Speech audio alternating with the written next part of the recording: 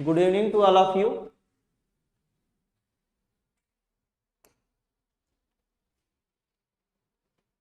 जुड़ जाइए सब लोग जल्दी जल्दी। आदित्य, चेतन, आकाश, राहुल, वैभव, विपिन, सुप्रिया, अमन, प्रिया मौर्य,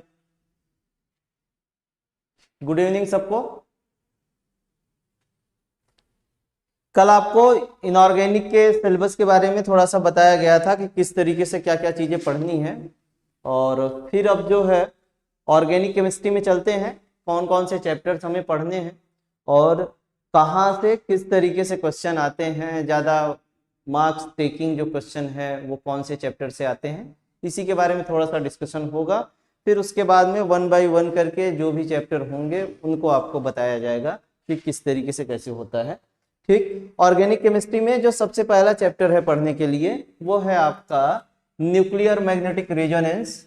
ये इसको हम शॉर्ट टर्म में एनएमआर बोलते हैं, nuclear magnetic resonance, that is NMR. NMR जो है वो एक तरीके का स्पेक्ट्रोस्कोपी होती है, स्पेक्ट्रोस्कोपी होती है। जैसे आपको सेकेंड ईयर में पढ़ाया गया था यूवी विजिबल और आईआर स्पेक्ट्रोस्कोपी, ये सीवी सर ने आपको बताया रहा होगा। तो इसी तरीके से आगे जो है हमें जो स्पेक्ट्रोस्कोपी का जो टाइप पढ़ना है वो न्यूक्लियर मैग्नेटिक रेजोनेंस है, दैट इज एनएमआर है। इस न्यूक्लियर मैग्नेटिक रेजोनेंस में जो न्यूक्लियस होता है किसी भी एटम का, उसमें क्या होता है, मैग्नेटिक फील्ड के कारण रेजोनेंस पाया जाता है। और उस मैग्नेटिक, हाँ आशीष, इसके बारे में डिस्कशन होगा अभी किस तरीके से कैसे होता है, एक पेपर कितने का नंबर का होगा, कितने का प्रैक्टिकल होगा, ये सारी चीजें अभी बताई जाएंगी। अभी थोड़ा सा सिलेबस आप देख लीजिए, फिर उसके बाद में इसके बारे में भी डिस्कशन करते हैं कैसे होता है। ठीक, तो जो न्यूक्लियस होते हैं, अलग अलग न्यूक्लियस होते हैं, डिफरेंट न्यूक्लियस जो है वो एनएमआर एक्टिव न्यूक्लियस होते हैं ना। उसी में से जो एक है वो हमारा 1H है, फिर उसके बाद में 13C भी होता है, ठीक, 5B भी होता है, 17Cl भी होता है, 31 फास्फोरस भी होता है। तो ऐसे करके जो है डिफरेंट क्या है न्यूक्लियस जो है वो एनएमआर एक्टिव होते हैं। तो यहां पर जो आपको पढ़ना है, यहां पर जो आपको पढ़ना है कि एनएमआर स्पेक्ट्रोस्कोपी में किस तरीके से आपको जो दिया गया है यहां पे पढ़ने के लिए, वो केवल और केवल 1H एनएमआर स्पेक्ट्रोस्कोपी। 1H को हम प्रोटॉन का नाम देते हैं, 1H को किसका नाम देते हैं, 1H एनएमआर हमें यहां पे पढ़ना है। और 1H को हम किसका नाम देते हैं, प्रोटॉन। ठीक, और प्रोटॉन कहने का मतलब यह है कि ये 1H जो हाइड्रोजन का न्यूक्लियस होता है वो एनएमआर एक्टिव न्यूक्लियस होता है, क्योंकि उसकी जो न्यूक्लियर स्पिन वैल्यू होती है ना, जिसे हम I बोलते हैं, वो क्या होता है 1/2, दैट इज क्या होता है, हाफ होता है। ये जिस तरीके से हम यूवी विजिबल स्पेक्ट्रोस्कोपी पढ़ते हैं, तो किसी भी कंजुगेटेड सिस्टम में हम उसके लैम्डा मैक्स को, दैट इज वेवलेंथ मैक्सिमम को कैलकुलेट करते हैं। जो स्ट्रक्चर दिया रहता है कंजुगेटेड सिस्टम हमारा, या तो अल्फा बीटा अनसैचुरेटेड दिया है, ठीक, और वैभव सिंह सारी चीजें बताई जा रही है, मत परेशान हो, कितने पेपर का होगा, कौन से राइटर की किताब रहेगी, क्या कैसे, ठीक है, इसका थोड़ा सा सिलेबस का डिस्कशन देख लो, वो सारी चीजें अभी आपको बता रहे हैं कि किस तरीके से कैसे होता है। ठीक है, अब ये आपका जैसे यूवी विजिबल में आपने पढ़ा कंजुगेटेड सिस्टम के लिए होता है, आईआर में जब हम जाते हैं तो बॉन्ड में किस तरीके से वाइब्रेशनल फ्रीक्वेंसी होती है, उसको हम स्ट्रेचिंग फ्रीक्वेंसी का नाम देते हैं। अलग अलग बॉन्ड की या अलग अलग फंक्शनल ग्रुप की स्ट्रेचिंग फ्रीक्वेंसी अलग अलग होती है।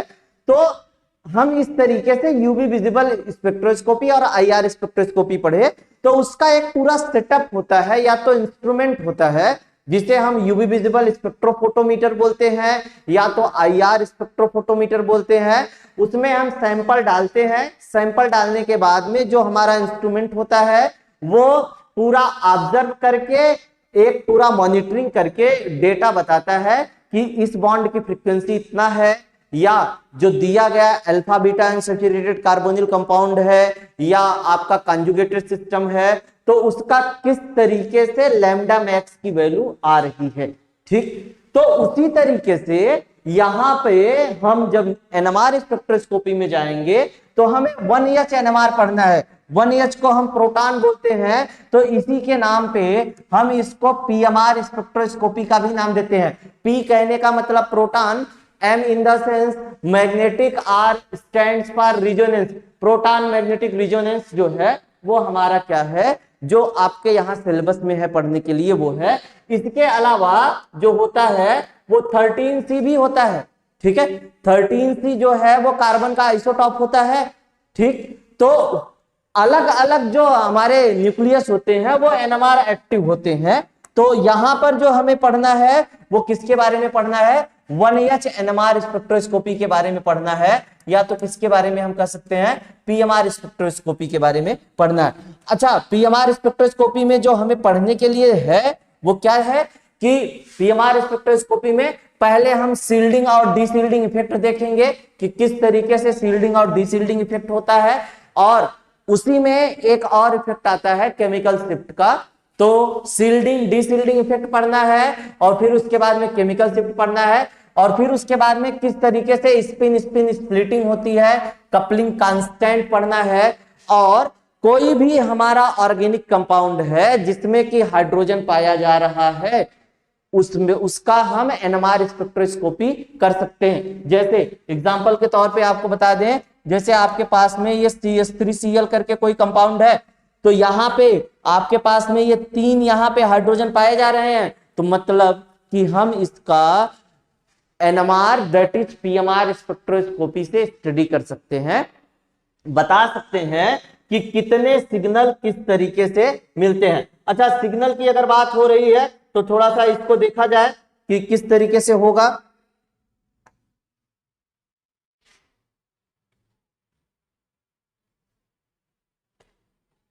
देखिए, जब हम एनएमआर स्पेक्ट्रोस्कोपी में जाते हैं तो एक जो हमारा स्टैंडर्ड जो सॉल्यूशन होता है या कंपाउंड होता है उसे हम टीएमएस का नाम देते हैं। इसका जो फुल फॉर्म होता है टेट्रामेथिलसिलेन करके होता है, टेट्रामेथिलसिलेन।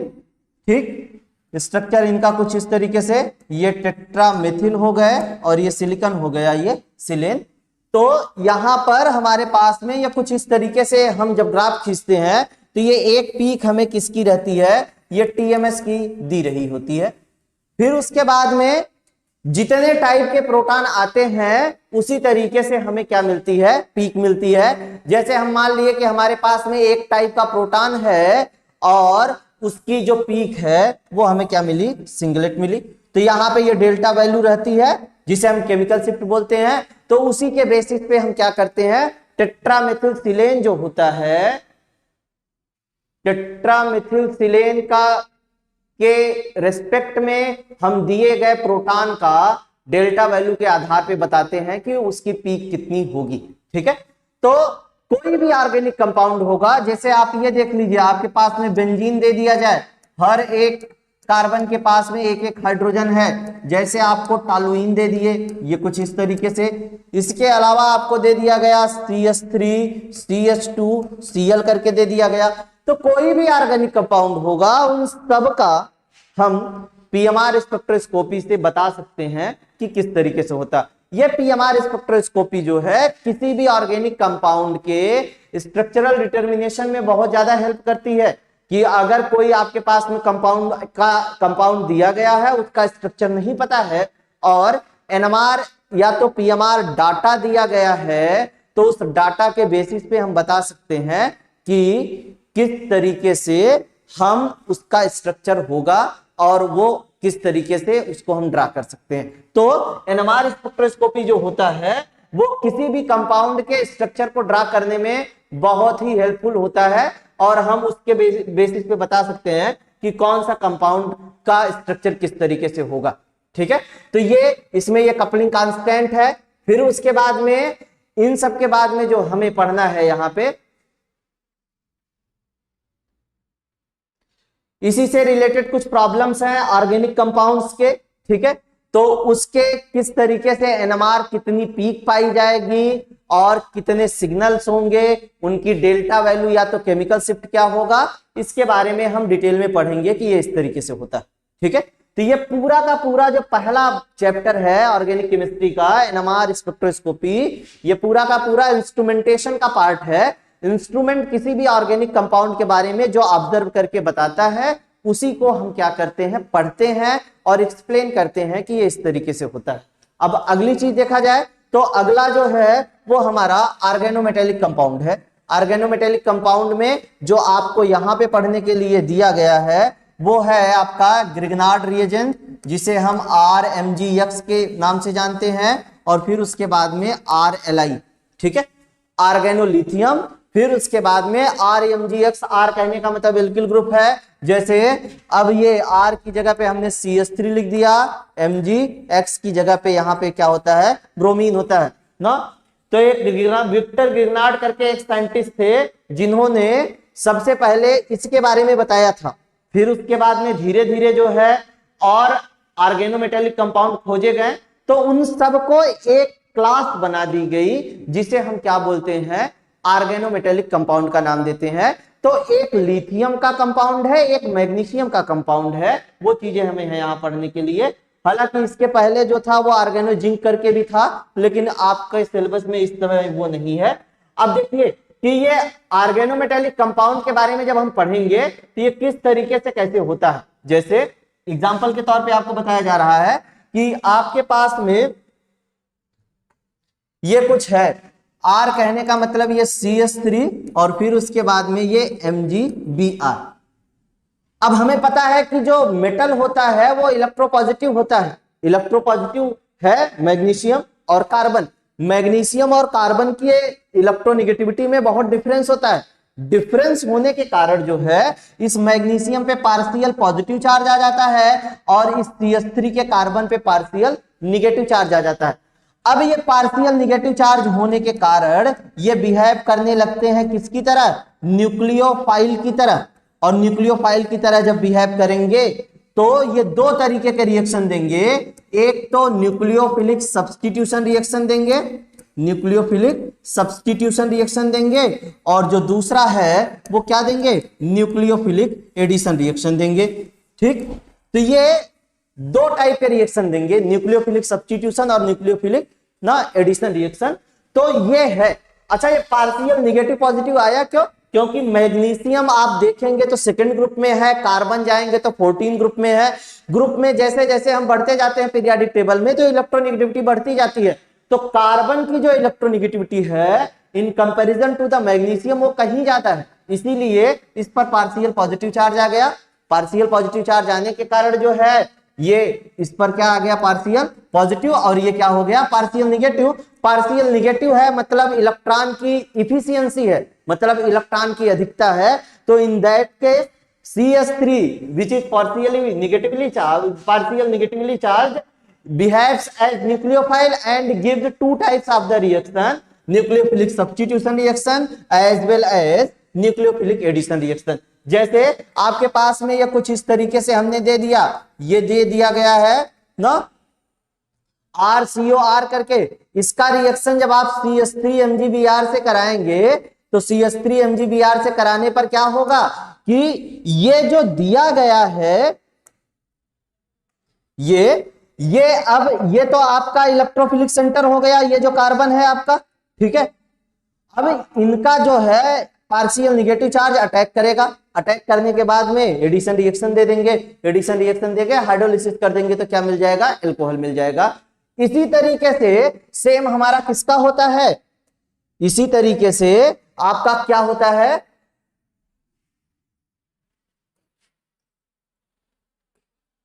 ऑर्गेनोलिथियम का। जैसे ये RLI की बात कर लीजिए आप, RLI की जब आप बात करेंगे तो इस पर पार्शियल निगेटिव और इस पे पार्शियल पॉजिटिव, ठीक।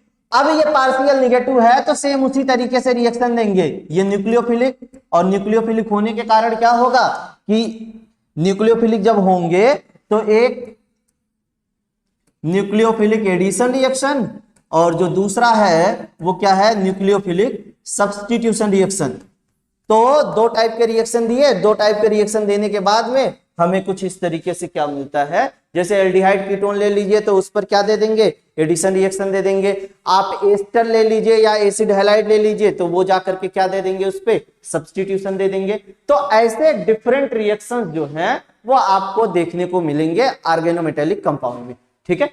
फिर उसके बाद में नेक्स्ट वाले चैप्टर में अगर चला जाए,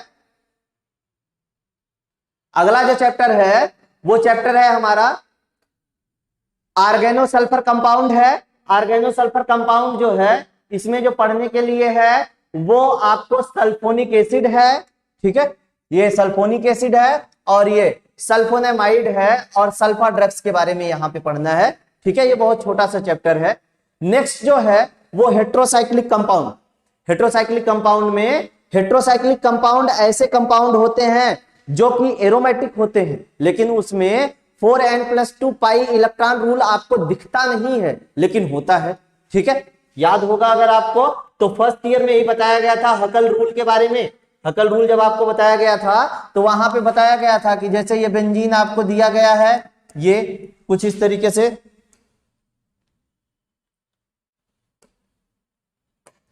बेंजीन दिया गया है तो यहां पे आप देखते थे कि ये 4n+2 पाई इलेक्ट्रॉन रूल को फॉलो करता है और हमें कितना इलेक्ट्रॉन मिलता है, 6 इलेक्ट्रॉन मिलता है, 6 इलेक्ट्रॉन मिला।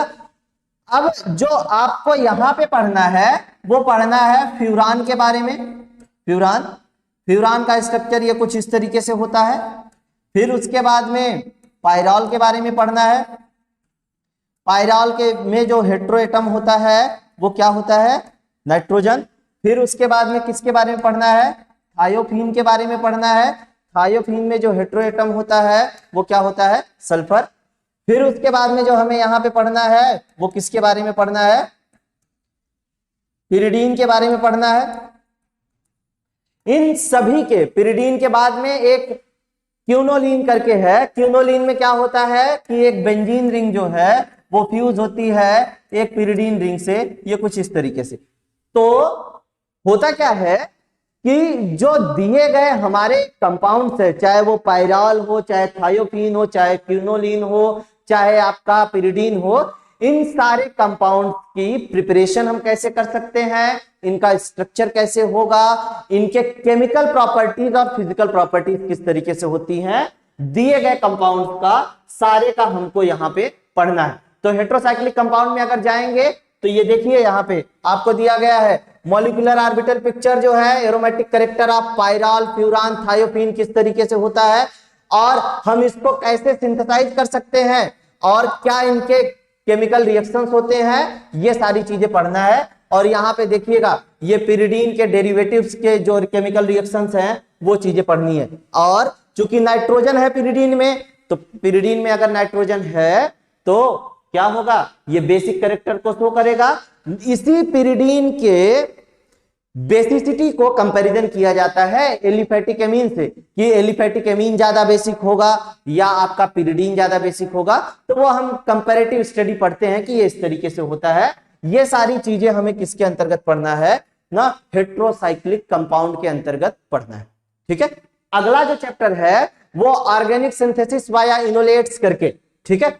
अच्छा, ये कंपाउंड जो है या ये चैप्टर जो है ऑर्गेनिक सिंथेसिस वाया इनोलेट्स में जो हमें पढ़ना है, ये जो हमें इसमें पढ़ने हैं वो पढ़ना है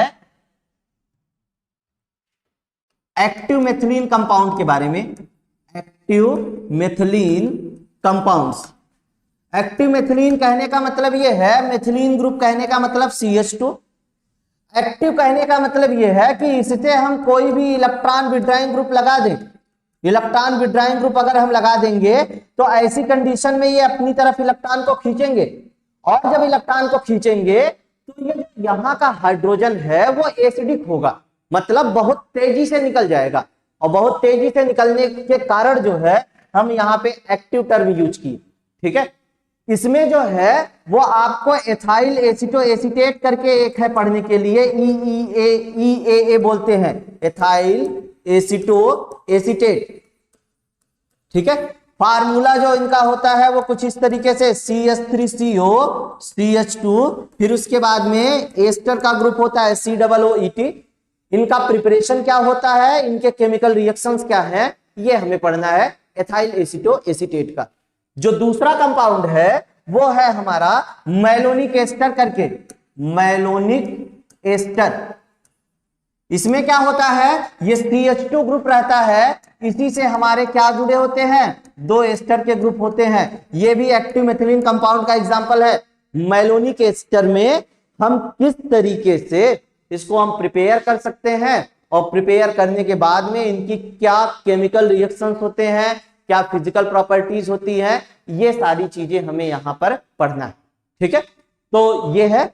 और इन सब के बाद में अगर देखें तो इस चैप्टर में जो और आपको पढ़ना है, ध्यान से देखिएगा थोड़ा सा यहां पे। ठीक है, ये 1,3 डाइथाइन करके एक कंपाउंड है, पढ़ना है, और एल्काइलेशन एंड एसाइलेशन ऑफ इनामीन करके। ठीक है, इनामीन का जो रिएक्शन है या इनामीन के बारे में आपको लास्ट ईयर में भी बताया गया था, अगर याद होगा आपको थोड़ा बहुत तो यहां पे 1,3 डाइथाइन पढ़ना है, डाइथाइन। ये 1,3 डाइऑल की तरह होता है, अगर याद होगा आपको तो आपको लास्ट ईयर में इस तरीके से बताया गया था। ये है आपका 1,3 डाइऑल। ठीक, 1,2 भी बताया गया था अगर याद होगा तो, प्रोटेक्टिंग ग्रुप के तौर पे, ये ऐसे 1,2। अब ये जो 1,3 है या 1,2 है, अब इसी में हम ऑक्सीजन की जगह पे क्या रख देंगे, सल्फर रख देंगे, थायो। ठीक, तो ये जो है हमें क्या मिल जाएगा, 1,3 डाइथाइन। ये कुछ इस तरीके से।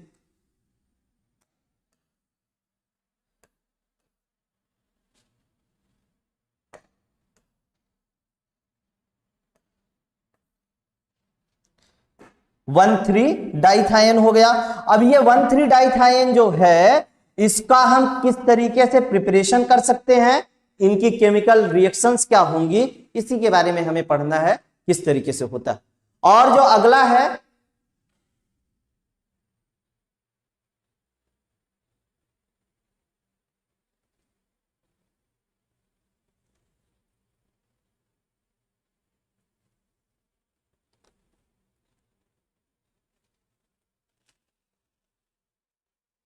नेक्स्ट जो है यहां पे पढ़ने के लिए, वो है इनामीन के बारे में।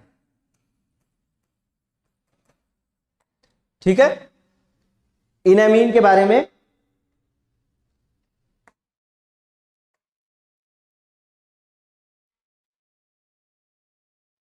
सिलेबस वगैरह सब कंप्लीट हो जाएगा, मत परेशान हो। इनामीन, इनामीन में आपको याद होगा अगर,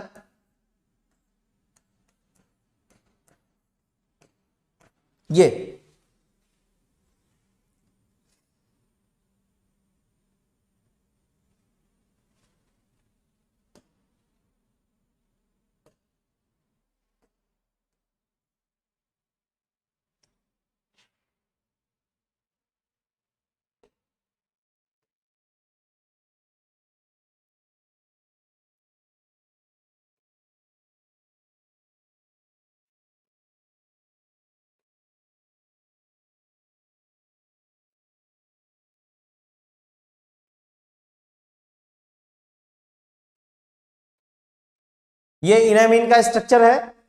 इनामीन कहने का, ईन कहने का मतलब carbon carbon double bond, amine का मतलब आप जान ही रहे हैं कि ये कुछ इस तरीके से होना। ठीक, ये देखिए कार्बन कार्बन डबल बॉन्ड, फिर उसके बाद में ये नाइट्रोजन का होना। तो ये इनामीन का स्ट्रक्चर, फिर उसके बाद में इनके क्या क्या केमिकल रिएक्शंस होते हैं, ये सारी चीजें हमको डिटेल में पढ़ना है कि ये किस तरीके से होता है। बात आई समझ में? इनामीन की प्रॉपर्टीज किस तरीके से हैं, केमिकल प्रॉपर्टीज, फिजिकल प्रॉपर्टीज, ये फिर उसके बाद में 1,3 डाइथाइन, मैलोनिक एस्टर और एथाइल एसीटो एसीटेट, ये 4 चीजें जो हैं आपको इस लास्ट वाले चैप्टर में पढ़ना है, जो अभी आपको बताया गया ऑर्गेनिक सिंथेसिस बाय इनोलेट, 5वां वाला जो चैप्टर था। ठीक है, फिर उसके बाद में नेक्स्ट वाले में जाएंगे तो हमें जो मिल रहा है वो कार्बोहाइड्रेट। ठीक है, कार्बोहाइड्रेट में कार्बोहाइड्रेट जैसे ग्लूकोज उसका सबसे सिंपलेस्ट एग्जांपल है, ठीक है। मोनोसाइक्राइड, डाइसैक्राइड, ट्राइसैक्राइड या तो पॉलीसैक्राइड के बारे में हमें पढ़ना है, ग्लूकोज के बारे में ही मैक्सिमम पढ़ने हैं, ठीक है। ग्लूकोज का जब आप स्ट्रक्चर बनाते हैं तो ये कुछ इस तरीके से पाते हैं, CHO, फिर उसके बाद में ये 4 कायरल कार्बन होते हैं, फिर उसके बाद में यहां पे क्या होता है CH2OH करके OH, ये कुछ इस तरीके से।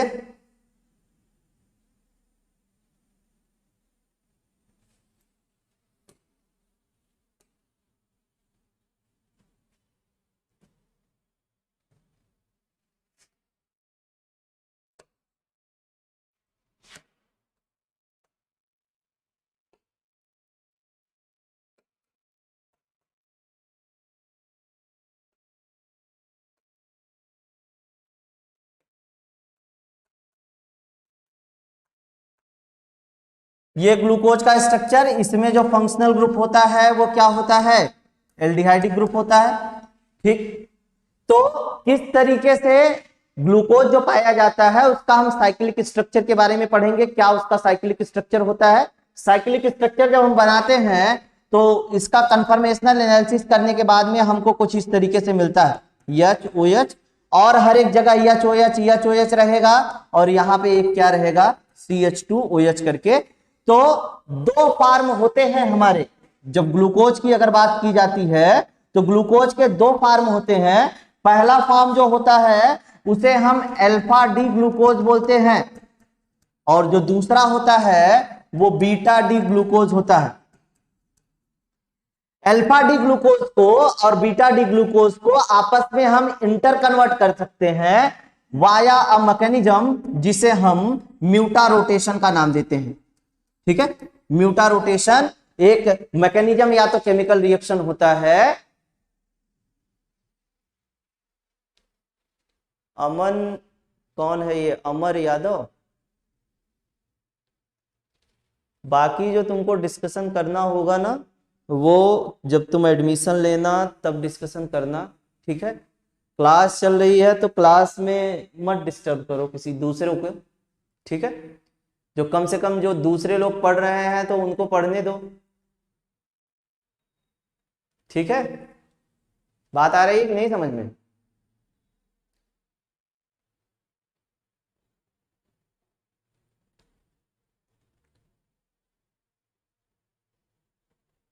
अमर यादव,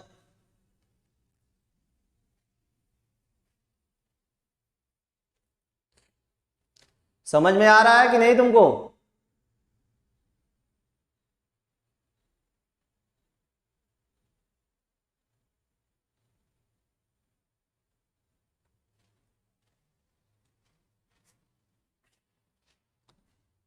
बाकी अगर तुमको और कोई समस्या होगी तो तुम आ करके यहाँ पे मिल लेना, लेकिन अभी जब क्लास चल रही है या जिसका सिलेबस नहीं खत्म हुआ था उससे आकर के तुम बात करना, लेकिन अभी के लिए जो तुम है क्लास में और सबको डिस्टर्ब ना करो, ज्यादा अच्छा रहेगा तुम्हारे लिए, ठीक है। म्यूटा रोटेशन एक मैकेनिज्म होता है या केमिकल रिएक्शन होता है जिसके थ्रू हम अल्फा डी ग्लूकोज को बीटा डी ग्लूकोज में कन्वर्ट कर सकते हैं, और फिर उसके बाद में हमें इंटर कन्वर्जन पढ़ना है। ग्लूकोज को कैसे फ्रक्टोज में बदल सकते हैं, दोनों का मॉलिक्यूलर फार्मूला यही होता है C6H12O6 करके, लेकिन दोनों में जब ग्लूकोज की बात करते हैं तो CHO होता है हमारा क्या, फंक्शनल ग्रुप, और जब फ्रक्टोज की बात करते हैं तो CO होता है, दैट इज हम क्या बोल सकते हैं इसको ना, कीटोनिक ग्रुप होता है। तो दोनों का मॉलिक्यूलर फार्मूला सेम होता है, लेकिन दोनों का जो स्ट्रक्चर होता है दैट इज फंक्शनल आइसोमर्स होते हैं, ये फंक्शनल ग्रुप आइसोमर्स होते हैं। तो ये फंक्शनल ग्रुप हम इन सबके क्या होते हैं, अलग अलग होते हैं, ठीक है। फिर उसके बाद में हम किसी भी एक शुगर में, शुगर कहने का मतलब कार्बोहाइड्रेट में, एक कार्बन कैसे बढ़ा सकते हैं या एक कार्बन कैसे घटा सकते हैं, मतलब कि यहाँ पे चेन लेंथेनिंग मतलब कि to increase 1 carbon in the chain, फिर उसके बाद चेन शार्टेनिंग, कि चेन शार्टेनिंग कहने का मतलब टू डिक्रीज ना, कि एक हम कैसे कार्बन कम कर सकते हैं किसी भी शुगर चेन में केमिकल रिएक्शन के थ्रू, फिर उसके बाद में एक कार्बन कैसे बढ़ा सकते हैं, ये चीजें हमें पढ़ना है। इसी को हम एसेंडिंग और डिसेंडिंग ऑफ द शुगर के नाम से भी जानते हैं, ठीक है। और इसमें जो पढ़ने के लिए है आपको, ये आगे देखिएगा, ग्लूकोज को मैनोज करके एक होता है, उसमें कैसे हम ना कन्वर्ट कर सकते हैं। फिर उसके बाद में फॉर्मेशन ऑफ ग्लिसरॉल्डिहाइड, नहीं ग्लाइकोसाइड्स है, determination of ring size structure of monosaccharide, और फिर उसके बाद में यहां पे आप देख रहे हैं ये रिंग स्ट्रक्चर या साइक्लिक स्ट्रक्चर, इसको मैंने आपको पहले भी बताया कि किस तरीके से हमारा ना ग्लूकोज का साइक्लिक स्ट्रक्चर अल्फा और बीटा होता है, उनके स्ट्रक्चर चेयर फॉर्म में भी आपको बताया था मिला करके, ये इस तरीके से होता है, ठीक। फिर अगला जो है पढ़ने के लिए वो amino acid peptides and proteins करके है। इसमें अमीनो एसिड क्या होते हैं ना, अमीनो एसिड जो होता है वो प्रोटीन जो होते हैं, प्रोटीन की यूनिट होती है ना। कई अमीनो एसिड आपस में मिलकर के क्या बनाते हैं, प्रोटीन बनाते हैं। तो इनका क्या बिहेवियर होता है, आइसो इलेक्ट्रिक पॉइंट के बारे में पढ़ना है, और इलेक्ट्रोफोरेसिस होता है। कई जो अमीनो एसिड्स होते हैं वो आपस में जब मिक्स किए जाते हैं तो उसको एक मेथड से हम अलग करते हैं या तो सेपरेट करते हैं, जिसे हम इलेक्ट्रोफोरेसिस का नाम देते हैं।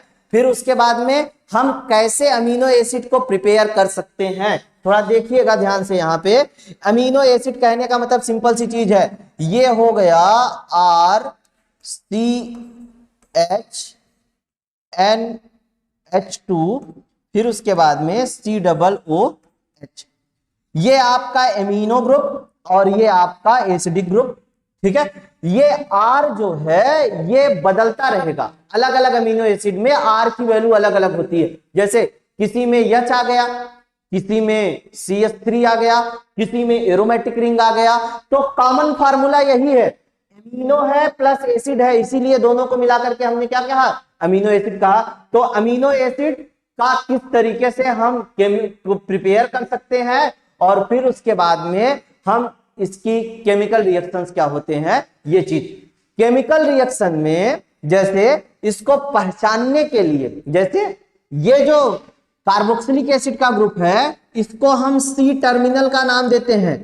टर्मिनल कहने का मतलब सिंपल सा एंड होता है, C टर्मिनल, और इसको हम NH2 ग्रुप को क्या बोलते हैं, N टर्मिनल या तो N एंड, ठीक। तो कुछ ऐसे रिएजेंट होते हैं या कुछ ऐसे केमिकल रिएक्शंस होते हैं जो ये बताते हैं कि जो दिया गया अमीनो एसिड है उसमें ये टेस्ट जो है वो अमीनो ग्रुप को बताता है, कुछ टेस्ट होते हैं जो कि किसको बताते हैं, कार्बोक्सिलिक एसिड ग्रुप को, दैट इज C टर्मिनल के बारे में बताते हैं। और इसको सिंथेसाइज करने के लिए एक मेथड होता है जिसको हम यूज करते हैं सॉलिड फेज पेप्टाइड सिंथेसिस करके। पेप्टाइड का जो वर्ड होता है वो प्रोटीन्स के लिए यूज किया जाता है स्पेशली, ठीक। नेक्स्ट और लास्ट चैप्टर है आपका सिंथेटिक पॉलीमर्स।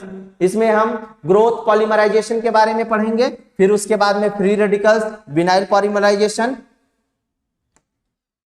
इन सब के बाद में जो है जिगलर नाटा पॉलीमराइजेशन क्या है, विनाइल पॉलीमर क्या है, कंडेंसेशन या स्टेप ग्रोथ पॉलीमराइजेशन के बारे में पढ़ेंगे। इसमें पॉलिस्टर है, पॉलीअमाइड है, जैसे पॉलीअमाइड का एक एग्जांपल, सबसे अच्छा एग्जांपल नाइलॉन वगैरह होता है, फिनॉल फॉर्मल्डिहाइड रेजिन्स हैं। फिर उसके बाद में नेचुरल एंड सिंथेटिक रबर्स होते हैं ना, रबर्स जो है गटर पर्चा करके एक होता है, ठीक है।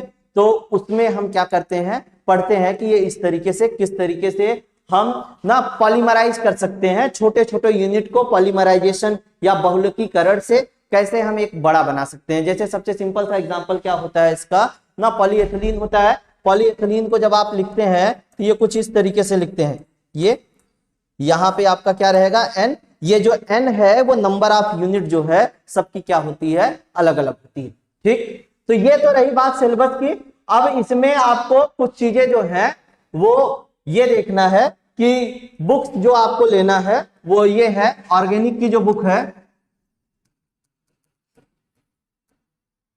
प्रोफेसर जगदम्बा सिंह